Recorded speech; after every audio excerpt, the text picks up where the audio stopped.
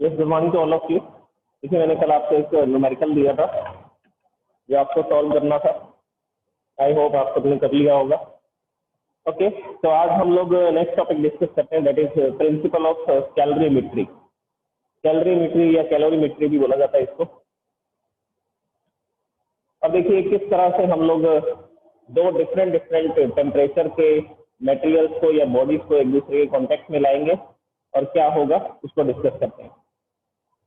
तो चैप्टर के स्टार्टिंग में आपने ये स्टडी किया था कि जो हीट एनर्जी है वो किसी भी हॉट बॉडी से कोल्ड बॉडी की तरफ ट्रांसफर होगी, तो नेट मूवमेंट जो होगा वो हॉट बॉडी से कोल्ड बॉडी की तरफ होगा हीट एनर्जी का। तो जैसे कि मान लीजिए मेरे पास एक ऑब्जेक्ट है, this is the hot object at 100 degree Celsius and this is the second object, this is A and second body is B, it is at 20 degree Celsius. तो क्या होगा, तो हीट एनर्जी यहाँ पर ट्रांसफर होना शुरू होगी from the body of the high temperature to the body of the low temperature. तो ये हाई टेम्परेचर से लो टेम्परेचर की तरफ ट्रांसफर होगी। ओके, ये हम पढ़ चुके हैं। तो धीरे धीरे क्या होगा, ये एनर्जी को रिलीज करेगा और ये जो बी बॉडी है ये एनर्जी को एब्जॉर्ब करेगी। तो अगर ये एनर्जी को रिलीज करेगा, ये एनर्जी को देगा, इसकी एनर्जी लॉस होती जाएगी, तो धीरे धीरे इसका टेम्परेचर कम होगा। तो 100 डिग्री सेल्सियस वाली जो बॉडी है इसका टेम्परेचर क्या होगा, इसका टेम्परेचर फॉल होगा, कम होता जाएगा, टेम्परेचर फॉल। और ये जो बी बॉडी है ये इस हीट एनर्जी को एब्जॉर्ब कर रही है। अगर ये इस हीट एनर्जी को एब्जॉर्ब कर रही है तो धीरे धीरे इसका टेम्परेचर क्या होगा, इसका टेम्परेचर राइज होगा। सो टेम्परेचर राइजेस। फिर से सुनिए, मैंने बताया कि मेरे पास दो ऑब्जेक्ट है, एक फर्स्ट ऑब्जेक्ट है A and second object is B. जो ए ऑब्जेक्ट है it is at high temperature and it is at low temperature. High temperature कितना है, एग्जांपल लिया 100 डिग्री सेल्सियस, और दूसरा जो ऑब्जेक्ट है वो 20 डिग्री सेल्सियस पर है। 20 डिग्री सेल्सियस पर है मतलब कि लो टेम्परेचर है। तो हमने ये देखा कि हीट एनर्जी ट्रांसफर हो रही है from the body of the high temperature to the body of the low temperature. और ऐसा हमने कैसे ऑब्जर्व किया, ऐसा हमने ऑब्जर्व किया थर्मोमीटर से। मैंने यहाँ पर भी एक थर्मोमीटर लगा रखा है, यहाँ पर भी एक थर्मोमीटर लगा रखा है। तो पहले ये इसका टेम्परेचर 100 डिग्री सेल्सियस बता रहा था, धीरे धीरे इसका टेम्परेचर 90 डिग्री हो गया, फिर 80 डिग्री, फिर 70 डिग्री। तो इसका टेम्परेचर फॉल होता जा रहा है। अगर इसका टेम्परेचर कम हो रहा है तो इसकी इंटरनल एनर्जी कम हो रही है। अगर इसकी इंटरनल एनर्जी कम हो रही है तो हम ये समझ पाएंगे कि पहले इसके पास ज्यादा हीट एनर्जी थी, अब इसके पास कम हीट एनर्जी रह गई है, तभी तो इसका टेम्परेचर फॉल हुआ, कम हुआ। दूसरी बॉडी जिस पर हमने थर्मोमीटर लगा रखा था वो हमें रीडिंग बता रहा था 20 डिग्री सेल्सियस, लेकिन धीरे धीरे इसका टेम्परेचर राइज होने लगा, इंक्रीज होने लगा। 20 से 30, 40, 50 ऐसा टेम्परेचर इंक्रीज हो रहा है। टेम्परेचर इंक्रीज हो रहा है, टेम्परेचर राइज हो रहा है, हमने थर्मोमीटर से ये डिटेक्ट किया।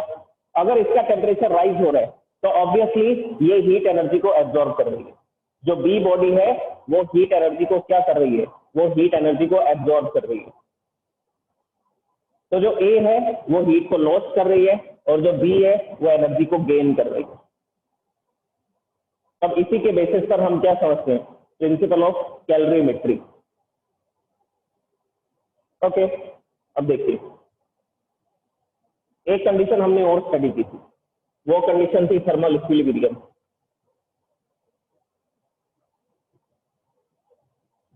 थर्मल इक्विलिब्रियम ये कंडीशन क्या होती है, अभी हमने पढ़ा कि 100 डिग्री सेल्सियस की बॉडी से हीट एनर्जी 20 डिग्री सेल्सियस की बॉडी में जा रही है, तो इसका टेम्परेचर कम होता जा रहा है, इसका टेम्परेचर बढ़ता जा रहा है।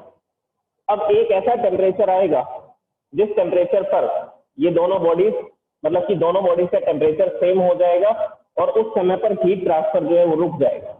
मतलब कि ओवरऑल जो हीट ट्रांसफर होगा वो जीरो होगा, जो नेट हीट ट्रांसफर होगा वो जीरो होगा।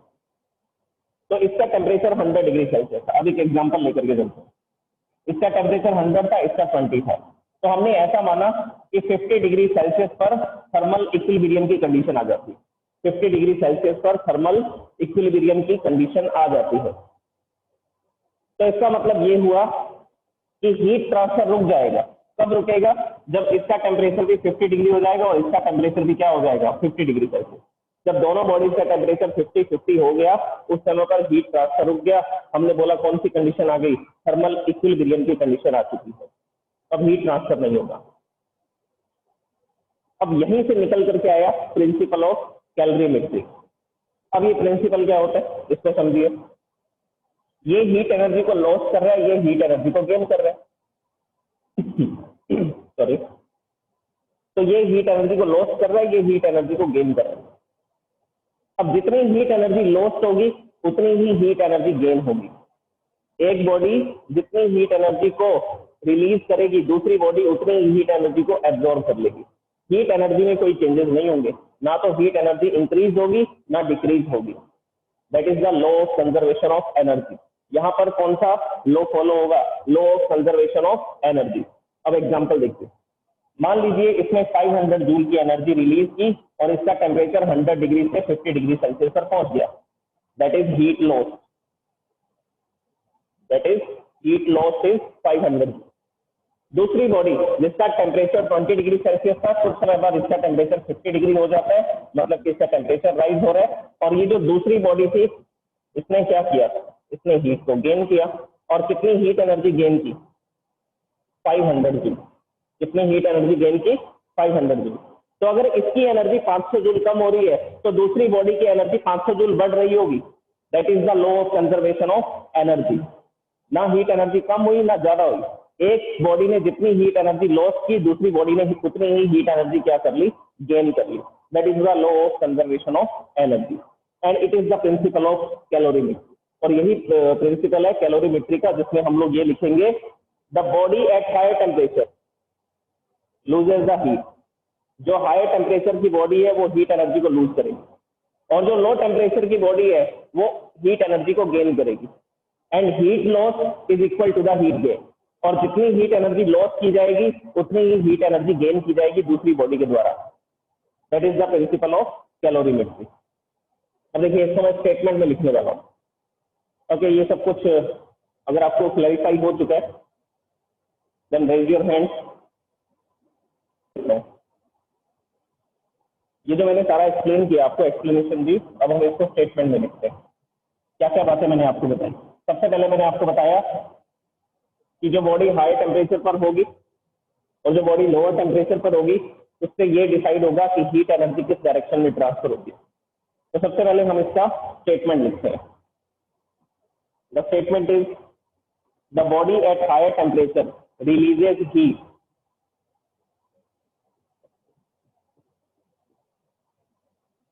the body at higher temperature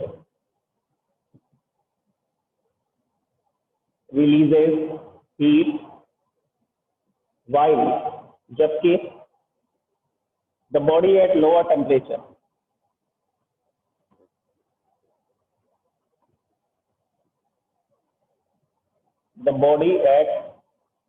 lower temperature absorbs heat।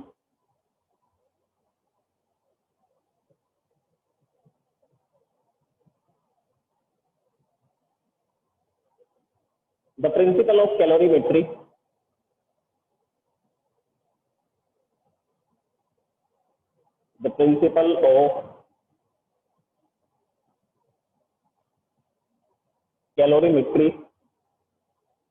indicates the law of conservation of energy. The principle of calorimetry indicates the law of conservation of energy। ये law of conservation of energy को बताता है। That is the total heat, so here I am writing that is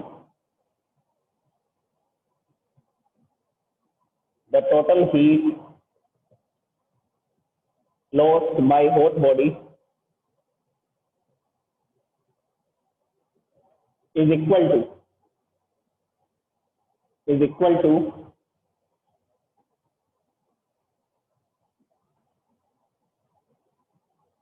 the total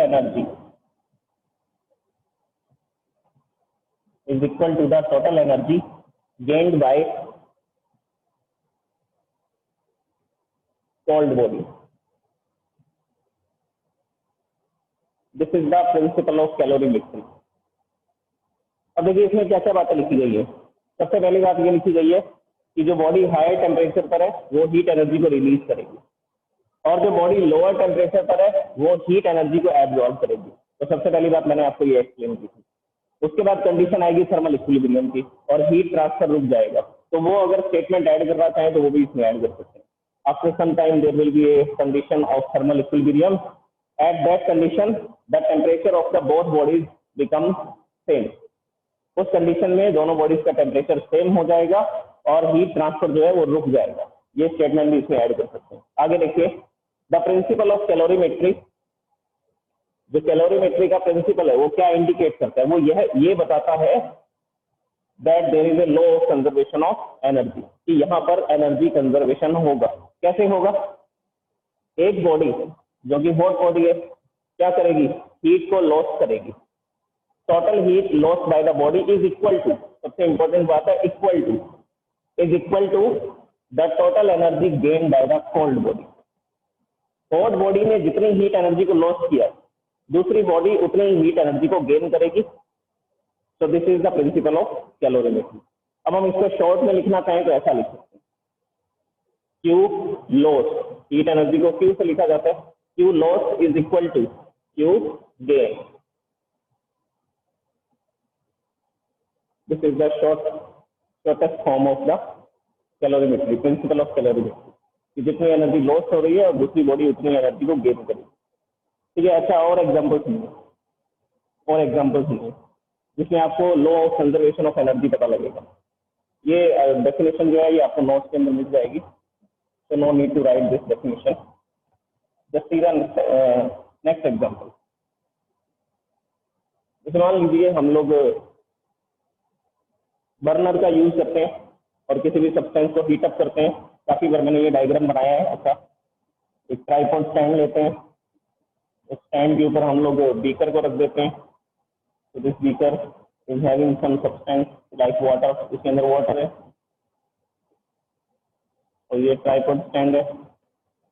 इस tripod stand के नीचे हमने क्या रखा? एक बर्नर रखा, ताकि हम सब्सटेंस को या बीकर को हीट अप कर सके। तो यहाँ पर क्या करते हैं हम लोग? ऐसा बर्नर लगाते हैं,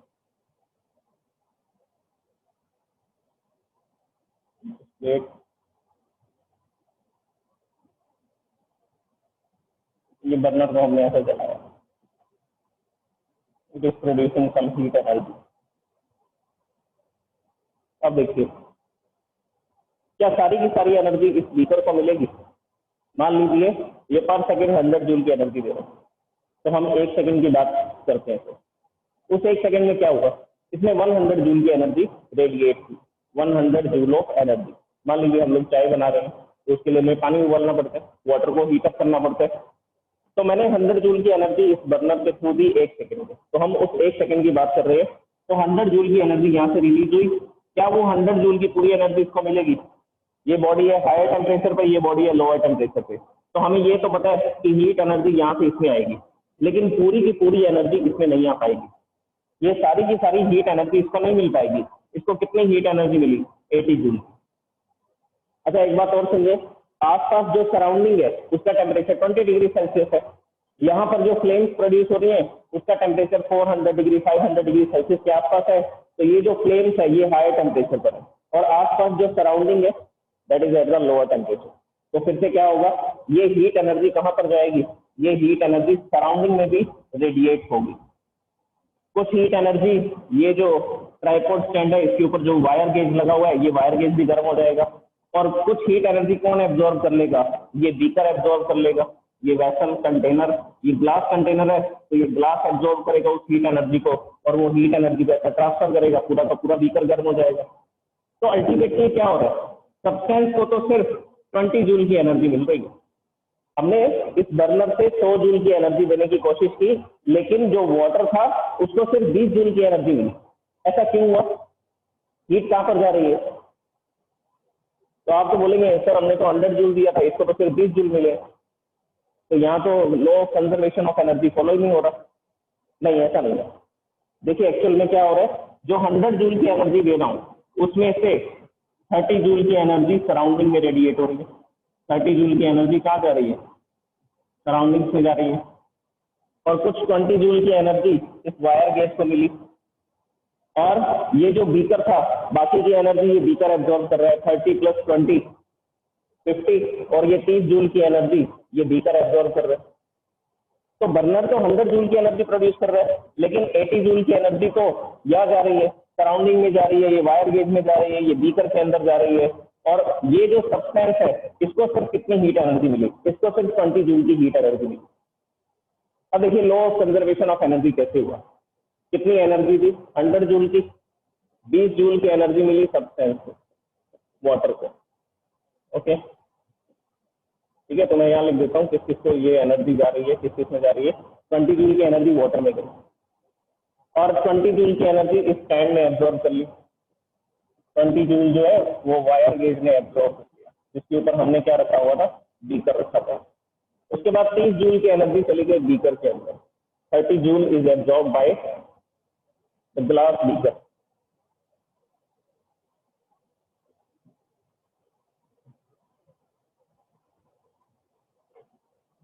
Joule is absorbed by glass beaker, and 30 joules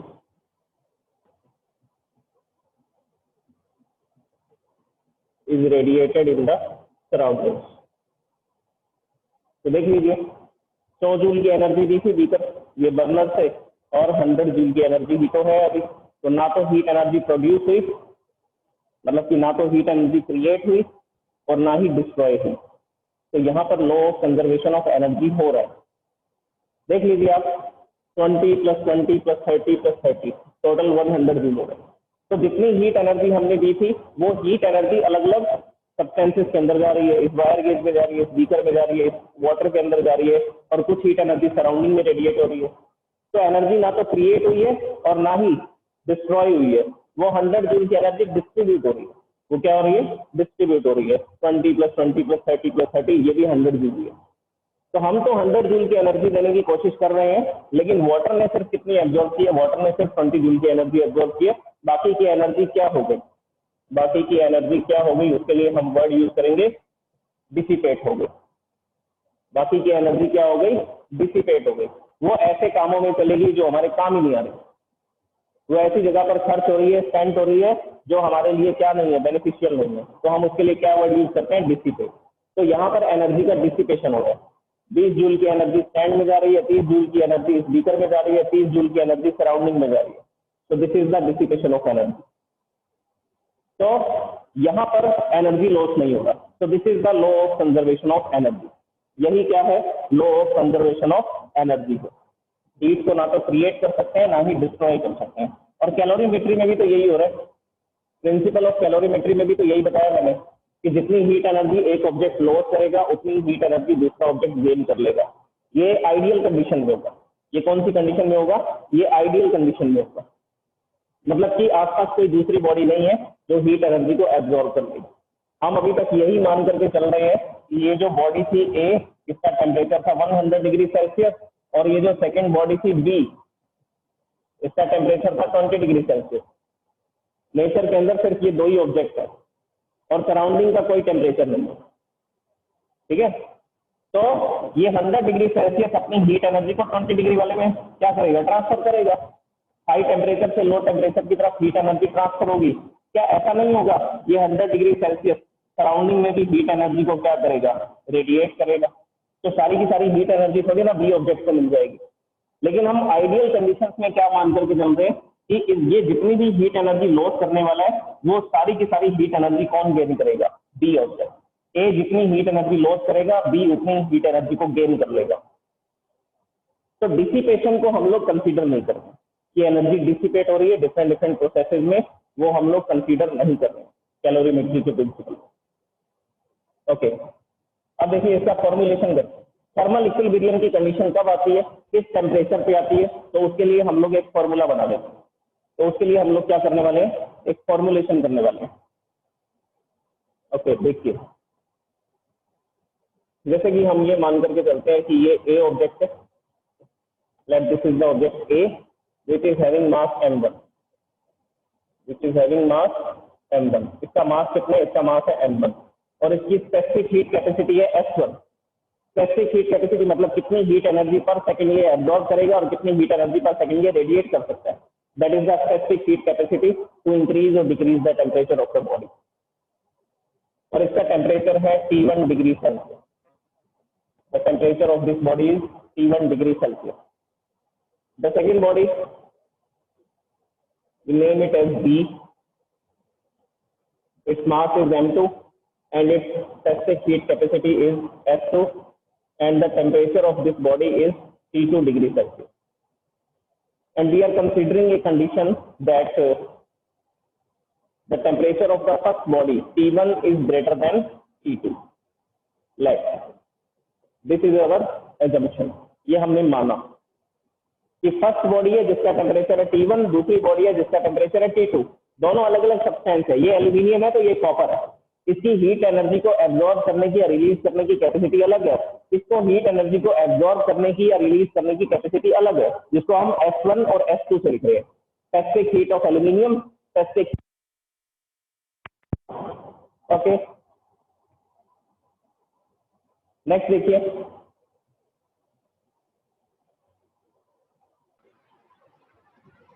तो देखिए हम लोग डिस्कस कर रहे थे, this body A is having temperature T1 degree Celsius and this is B body which is having temperature T2 degree Celsius and our assumption is that T1 is greater than T2। मतलब कि जो first body है A body है, इसका temperature ज्यादा है और इसका टेम्परेचर कम है। It is at higher temperature and it is at lower temperature. अब क्या होगा, हीट ट्रांसफर होगा from the body of the higher temperature to the body of the lower temperature. तो ये हीट ट्रांसफर हो रही है A से B की तरफ। और हमने ऐसा माना कि एट थर्मल इक्विलिब्रियम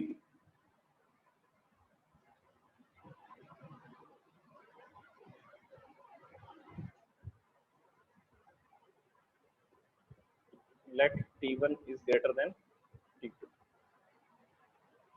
इससे हमें ये समझ आएगा कि कौन हीट एनर्जी को लॉस करने वाला है और कौन हीट एनर्जी को गेन करने वाला है। जिसका टेम्परेचर ज्यादा है वो हीट एनर्जी को लॉस करेगा और जिसका टेम्परेचर कम है वो हीट एनर्जी को गेन करेगा। तो अब हम लोग लिखने वाले हैं एट थर्मल इक्विलिब्रियम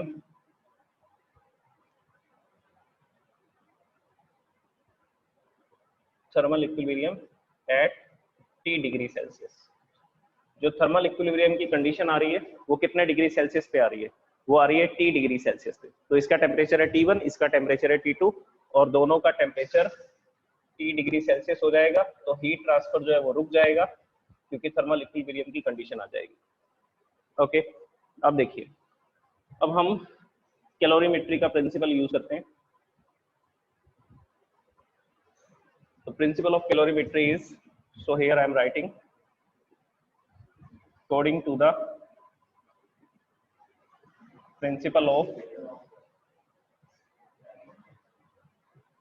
calorimetry। क्या लिख सकते हैं, heat lost is equal to heat gained। अब मैं इसका सिंबल लिखने वाला हूं। हीट लॉस्ट को हम लिखेंगे Q lost and Q gain. Formulation क्या करें, इसका टेम्परेचर कम हो रहा है, इसका टेम्परेचर बढ़ रहा है, टेम्परेचर कम हो रहा है, टेम्परेचर बढ़ रहा है, तो हम हीट एनर्जी के लिए क्या फॉर्मूला लगाएंगे, MST। ML वाला फॉर्मूला कब लगाते हैं, जब स्टेट चेंज होती है, लेकिन यहाँ पर तो टेम्परेचर चेंज हो रहा है, तो फॉर्मूला क्या लगेगा, Q is equal to MST। अब इसकी वैल्यू पुट करते हैं। Q लॉस्ट, लॉस्ट की जगह क्या लिख सकता हूं, कौन हीट एनर्जी को लॉस कर रहा है, फर्स्ट ऑब्जेक्ट। तो फर्स्ट ऑब्जेक्ट का मास है M1, specific heat is S, change in temperature. पहले इसका टेम्परेचर T1 डिग्री सेल्सियस था, हाई टेम्परेचर था, बाद में इसका टेम्परेचर कम होकर के T हो जाएगा। जैसा कि मैंने एग्जांपल में बताया था, इसका 100 डिग्री था, इसका 20 डिग्री था और जो इक्विलिब्रियम टेम्परेचर है वो 50 डिग्री सेल्सियस है। तो यहाँ पर चेंज इन टेम्परेचर निकालना है। चेंज इन टेम्परेचर निकालने के लिए हम लोग यहाँ लिखेंगे T1 माइनस T। ठीक है, तो 100 से 50 हो रहा है, 100 को हम T1 से लिख रहे हैं और 50 को हम किससे लिख रहे हैं, T से लिख रहे हैं।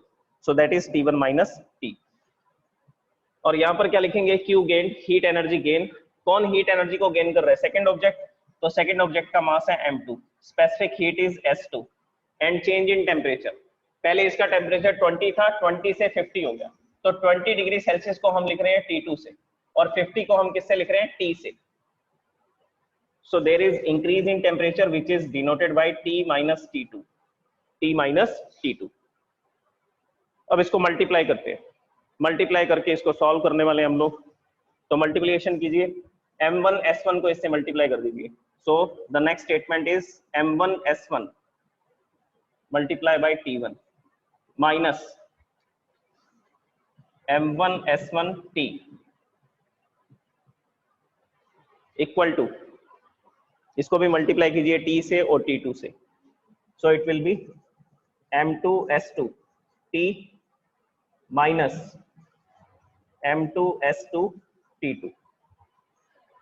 अब देखिए जो नेगेटिव क्वांटिटीज हैं उनको पॉजिटिव करना है, या आप ऐसा बोल सकते हैं कि जो t1 t2 है उसको एक तरफ कर लेते हैं और जो t वाले उनको भी एक साइड कर लेते हैं। तो क्या होगा, देखिए ये m2 s2 t2 ये नेगेटिव है, इधर आएगा तो कैसा हो जाएगा, पॉजिटिव हो जाएगा।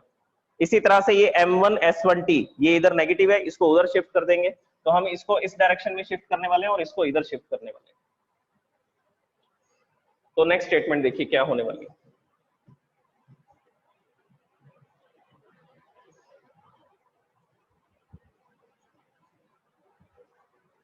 इधर ऑलरेडी क्या था, m1 s1 t1, तो इसको मैं एज इट इज लिख देता हूं m1 s1 t1 प्लस ये m2 s2 t2 इधर शिफ्ट कर रहे हैं, ये नेगेटिव था इधर आएगा तो पॉजिटिव हो जाएगा। So it will be m2 s2 t2 is equal to m1 s1 t।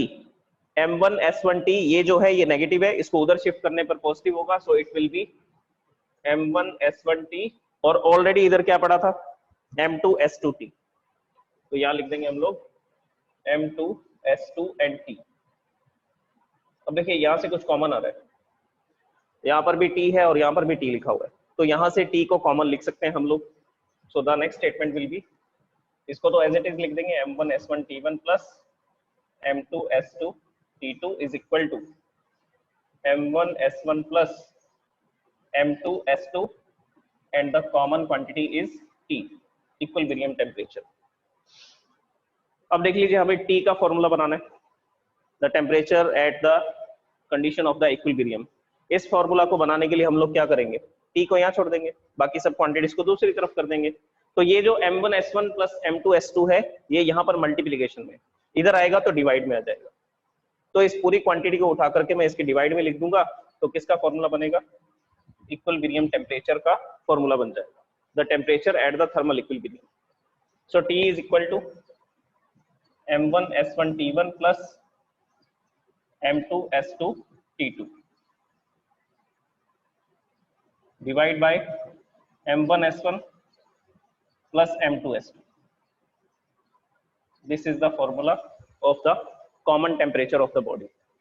तो ये दोनों बॉडीज का टेम्परेचर T डिग्री सेल्सियस हो जाएगा थर्मल इक्विलिब्रियम पे, और उसको इस फॉर्मूला से फाइंड कर सकते हैं, और उसको इस फॉर्मूला से क्या कर सकते हैं, फाइंड कर सकते हैं। अच्छा, ये प्रिंसिपल ऑफ कैलोरीमेट्री एक जगह पर और काम आता है। देखिए टेम्परेचर को तो हम थर्मोमीटर से भी मेजर कर सकते हैं, कि पहले क्या टेम्परेचर था बाद में क्या टेम्परेचर था, उसको थर्मोमीटर से मेजर कर सकते हैं। और S1 S2 जो स्पेसिफिक हीट है दोनों सब्सटेंसेस की, उनके लिए हमारे पास टेबल है, वो एक्सपेरिमेंट करके हमने पहले से ही फाइंड कर रखी है कि S1 S2 की वैल्यू क्या होगी। मास को हम लोग किलोग्राम से मेजर कर सकते हैं, इसको भी तौल लेंगे मासेस को। तो देखिए कौन कौन सी क्वांटिटी को हम मेजर कर पा रहे हैं, टेम्परेचर को मेजर कर पा रहे हैं, मास को मेजर कर पा रहे हैं, टेम्परेचर को, मास को एंड मास को। अब हमने क्या किया, दोनों में से एक सब्सटेंस वाटर ले लिया, दोनों में से एक सब्सटेंस क्या ले लिया, मान लीजिए ये जो लो टेम्परेचर वाला था ये वाटर था, और वाटर की स्पेसिफिक हीट क्या होती है 4200 जूल पर किलोग्राम पर डिग्री सेल्सियस। तो हमें दूसरा सब्सटेंस जो S2 है उसकी स्पेसिफिक हीट भी हमें पता है। अब इस फॉर्मूले को हम लोग किसके लिए यूज कर सकते हैं, ये जो सब्सटेंस था इसकी स्पेसिफिक हीट को फाइंड करने के लिए यूज किया जा सकता है। बाकी सब क्वांटिटीज हमें पता है, फर्स्ट ऑब्जेक्ट का मास, लेकिन फर्स्ट ऑब्जेक्ट की स्पेसिफिक हीट हमें नहीं पता। टेम्परेचर एट इक्विलिब्रियम ये हमने थर्मोमीटर से निकाल लिया कि दोनों कितने डिग्री सेल्सियस पर कॉमन टेम्परेचर हो गया दोनों बॉडीज का। उसके बाद में temperature of the first body ये हम थर्मोमीटर से फाइंड कर लेंगे। Mass of the second body, water का जो मास है वो उसको तौल लेंगे, किलोग्राम्स में आ जाएगा। Specific heat of water 4200, temperature of water thermometer से मेजर कर लेंगे। M1 S1 तो देखिए यहाँ पर सिर्फ एक ही क्वांटिटी है जो अननोन है, तो बाकी सारी क्वांटिटीज जिस पर मैंने देखिए टिक लगा रखे हैं ये सारी क्वांटिटीज नॉन क्वांटिटीज है। तो इन सब क्वांटिटीज को तो हमने मेजर कर लिया और इनकी वैल्यूज को यहाँ पुट कर दिया, और यहाँ पर जो अननोन क्वांटिटी थी वो थी specific heat of the first substance. तो इसकी स्पेसिफिक हीट निकालने के लिए भी इस फॉर्मूला का यूज किया जाता है, और ये मैं आपको बताने वाला हूँ कैलोरीमीटर के अंदर। कैलोरीमीटर या कैलोरी मीटर भी बोला जाता है इसको। तो कैलोरी मीटर जब करवाऊंगा, एक डिवाइस है जिसके थ्रू हम लोग क्या कर सकते हैं, किसी भी सब्सटेंस की स्पेसिफिक हीट कैलकुलेट कर सकते हैं, निकाल सकते हैं। लेकिन अभी तक मैंने जो आपको कैलोरीमेट्री का जो प्रिंसिपल बताया है, उस प्रिंसिपल के बेस पर अभी हम लोग क्या फाइंड करने वाले हैं, common temperature. Common temperature find करेंगे कि जिस टेम्परेचर पर हीट ट्रांसफर जो है वो रुक जाएगा, मतलब कि दोनों बॉडीज का टेम्परेचर सेम हो जाएगा। So this is the principle of calorimetry. Okay, thank you so much. अब इससे रिलेटेड हम लोग क्या करने वाले हैं, न्यूमेरिकल्स करने वाले हैं। तो न्यूमेरिकल्स को कल देखेंगे। अच्छा, इसमें एक चीज और आपको याद रखनी है, कल मैं आपको नहीं बताऊंगा, ये अभी सुन लीजिए। टेम्परेचर T1 टेम्परेचर को हमने माना था greater than T2। So this is the hot body, मतलब कि ये वो बॉडी है जिसका टेम्परेचर ज्यादा है। अब न्यूमेरिकल्स में आपको ये ध्यान में रखना होगा कि T1 की वैल्यू यहाँ पर जो आप पुट करेंगे, आप हॉट बॉडी की वैल्यू पुट करेंगे। जैसे आपको बोला जाएगा कि वाटर है 100 डिग्री सेल्सियस पर और दूसरा वाटर है 0 डिग्री सेल्सियस पर, दोनों वाटर को मिक्स कर रहे हैं, तो बताइए कॉमन टेम्परेचर क्या होगा, थर्मल इक्विलिब्रियम में कॉमन टेम्परेचर क्या होगा।